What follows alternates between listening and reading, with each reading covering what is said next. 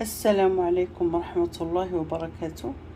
كديرين؟ لبس عليكم؟ كنتمنى ان شاء الله تكونوا كلكم بخير وعلى خير وبصحة جيدة ان شاء الله.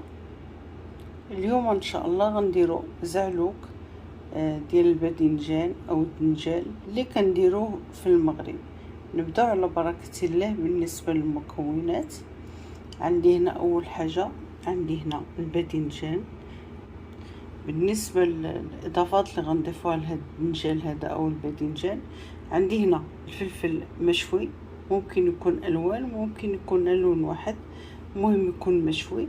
عندي هنا كزبرة وبقدونس، عندي عصير طماطم أو مطيشة، عندي هنا زيت الزيتون. بالنسبة للبهارات، زعلوك كيكون فيه غير الكمون والفلفل الأحمر والحامض مصير أو مصبر، وعندي الثومه، عندي الهريسه، وعندي الملح.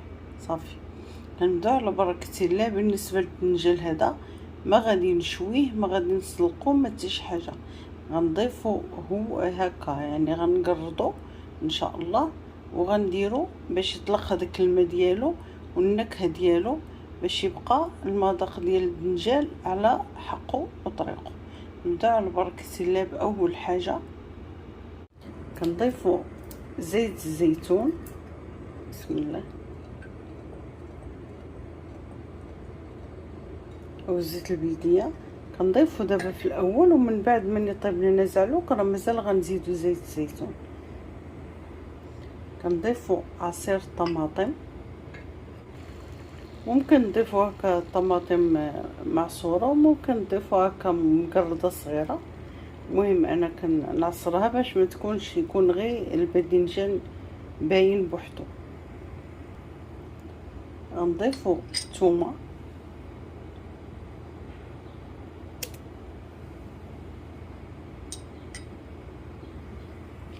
غادي في هذه المرحله هذه من بعد ما ضفنا الثوم او الثومه، غنخليو المطيشه او الطماطم تقلى شويه او تشرب هذاك الماء ديالها. غنقشروا الباذنجان، غنضيفوا الدنجان من بعد ما قشرناه.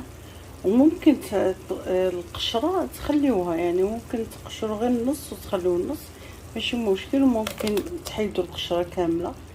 صافي، دابا غنضيف الباذنجان بهذا الشكل هذا او الدنجال. غنضيفوا الملح، بسم الله. ديما الملح ديروا القياس، ومن بعد ذوقوا. لو خاص الملح حاولوا تضيفوها، حتى الباذنجان كيشكر الملح. حاولوا ما تملحوش حتى تذوقوا، هذا باش ضيفوا. لو ناقص الملح ضيفوها. غنضيف التحميره او البابريكا،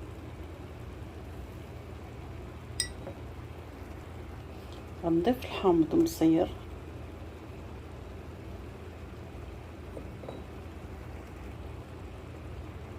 غنضيف القزبر والبقدونس، غنخلي شويه حتى للاخر. من بعد ما خلطنا كل المكونات الاولى اللي حطينا في الدنجال او الباذنجان، غنخليوه يطلق الماء، ومن بعد ان شاء الله غادي نرجع.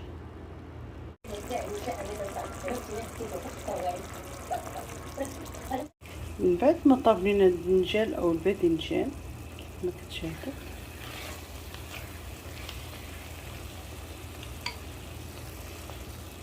غنضيفوا الفلفل المشوي،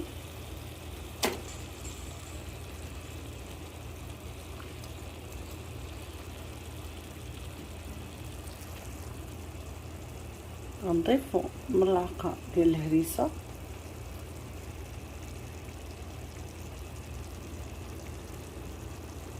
غنضيف الكمون،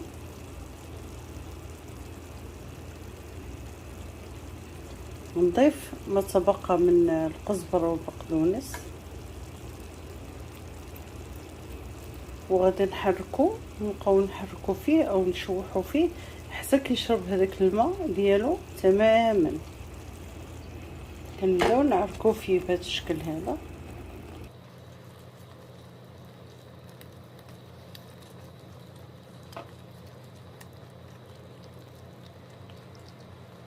صافي.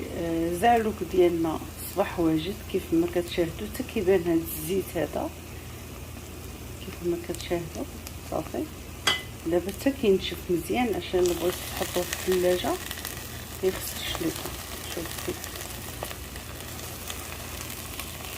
حتى كيصبح بهذا الشكل هذا.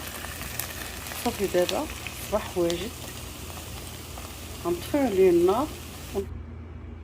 زعلوك من بعد ما ساليناه كيجي على هذا الشكل هذا كيف ما كيبان لكم، كيجي رائع. كنتمنى ان شاء الله نجربوه. بالنسبه لقرب عيد الاضحى ممكن تعملوه بليله قبل، او تعملوه قبل وتخليوه في الثلاجه، ما يخسر ما تيش حاجه. اهم حاجه هو تنشفوه من الماء مزيان صافي، وكتحطوه في علبه وكتحطوه في الثلاجه وكتخليوه نهار كتبغيو كتخرجوه كيف ما هو، كيبقى حتى الاسبوع او الوقت اللي نتوما حابين. بالنسبه للمذاق ديالو ما غنظنش انا يبقى مده طويله، غتاكلوه ان شاء الله بالصحه والسلامه.